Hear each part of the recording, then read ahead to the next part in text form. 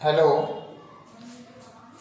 देखिए मित्रों, आपको एक्सरसाइज 2 जिसके अंदर आपको सिद्ध करना है कि √2 एक अपरिमेय संख्या है। तो अपरिमेय संख्याओं का प्रमाण देना है। तो जब भी हम ऐसे सवालों को यानी कि प्रमेयों को हम सॉल्व करते हैं तो सबसे पहले हम इसको अपोजिट मानते हैं। ये आपका √2 एक अपरिमेय संख्या सिद्ध करना है। तो यहाँ पे उल्टा मान के चलते हैं। देखिए, माना √2 एक परिमेय संख्या है, परिमेय संख्या है। और आप मुझे बताओ कि परिमेय संख्या जो होती है उसको कैसे लिखते हैं? P/Q के रूप में लिखा जाता है। तो यहाँ पे लिखेंगे √2 बराबर परिमेय संख्या को क्या लिखते हैं? A/B लिख दो, चाहे P/Q लिख दो। A/B, जहां B नॉट इक्वल क्या होगा? 0 होगा। जहां A और B सहअभाज्य संख्याएं हैं, सहअभाज्य संख्याएं हैं। इसका मतलब हुआ कि A और B में केवल और केवल एक ही उभयनिष्ठ गुणनखंड होगा। इसके अलावा इसमें कोई भी उभयनिष्ठ गुणनखंड नहीं होगा। तो देखो मेरे प्यारे बच्चों, यहाँ पे √2 बराबर क्या माना आपने? परिमेय संख्या। परिमेय संख्या को क्या लिखते हैं? A/B। तो √2 बराबर A/B। अब यहाँ पे देखिए, अब आपने क्या किया? यहाँ पे वर्ग कर दिया। दोनों पक्षों का वर्ग कर दो, चाहे इसका इससे गुणा कर दो। पहले इसका इससे गुणा कर देते हैं। तो यहाँ पे इसके नीचे क्या मान लो? 1। A का गुणा 1 से किया तो क्या है? A। √2 का B से करो, √2 × B। अब लिखेंगे दोनों पक्षों का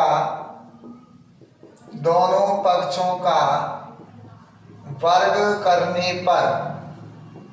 तो यहाँ पे किया तो A का वर्ग A² और इधर करेंगे √2B का स्क्वायर। A² बराबर आ गया 2B²। √2 का वर्ग करेंगे तो 2 आएगा, B का वर्ग करेंगे तो B² आएगा। तो यहाँ पे आपको क्या लिखना है कि 2 किसको विभाजित करता है? A² को। तो 2A² को विभाजित करता है तो 2 सिंगल A को भी विभाजित करेगा। ये आपको यहाँ पे लिखना है। ये 2 जो है वो A² को, यानी कि जैसे मान लो यहाँ पे 10 का वर्ग बराबर 2 है, तो 2 इसके वर्ग को विभाजित कर रहा है तो 2 सिंगल 10 को भी तो विभाजित करेगा। तो इसका मतलब हुआ कि 2 A² को विभाजित करता है तो 2 सिंगल A को भी विभाजित करेगा। तो यहाँ पे आपको अब आगे कैसे करना है? यहाँ पे √2 का है तो यहाँ पे लिखना है माना कि यहाँ पे आपका A है तो यहाँ पे लिखना है A बराबर, यहाँ पे आपका A बराबर, यहाँ पे √2 का सवाल है तो यहाँ लिखेंगे 2, 3 का सवाल है तो यहाँ पे लिखेंगे 3, 5 का है तो 5, 7 का है तो 7 और यहाँ पे लिख देंगे C। A बराबर 2C, जहां C कोई पूर्णांक है। यहाँ लिख देंगे जहां C कोई पूर्णांक है। अब यहाँ पे आपने ये लिख दिया, इसको आप दे दो, इस वाले को कथन नंबर 1 दे दो। अब यहाँ पे लिखेंगे दोनों पक्षों का फिर से वर्ग करने पर। तो A का वर्ग करेंगे A² और 2C का वर्ग करना है तो 2C का वर्ग कितना आएगा? 4C²। तो A² बराबर क्या आ गया? 4C² आ गया।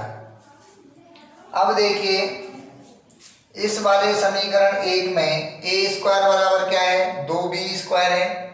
इस A² का मान समीकरण 2 में रख दो। तो A² का मान 2B² यहाँ पे रख दो। तो लिखेंगे समीकरण 1 से A² का मान समीकरण 2 में रखने पर तो समीकरण 2 क्या है, ए स्क्वायर बराबर 4c स्क्वायर। ए स्क्वायर का मान कितना है 2b स्क्वायर बराबर 4c स्क्वायर, और 2 से 4 कितनी बार कट गया 2 बार, तो b स्क्वायर बराबर क्या आ गया 2c स्क्वायर। अब यहाँ पे जैसे आपने यहाँ पे लिखा था ए स्क्वायर बराबर 2b स्क्वायर, तो यहाँ पे आया b स्क्वायर बराबर 2c स्क्वायर।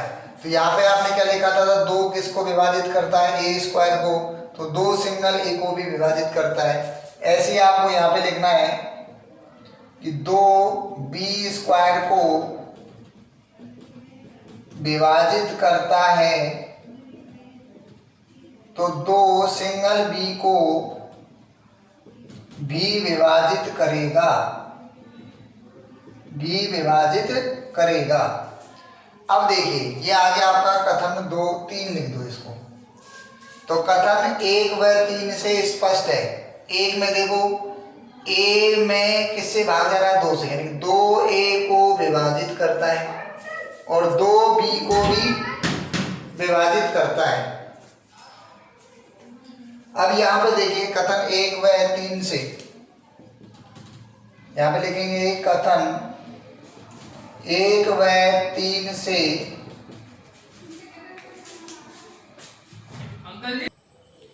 देखिए कथन 1 व 3 से स्पष्ट होता है कि देखो कथन 1 में क्या है, 1 में a में किससे भाग जा रहा है 2 से, b में भी किससे जा रहा है 2 से। तो 1 व 3 से स्पष्ट होता है कि a और b में 2 एक उभयनिष्ठ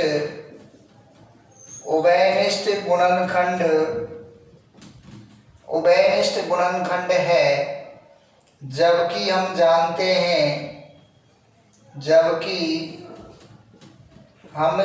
हैं a और b में केवल एक उभयनिष्ठ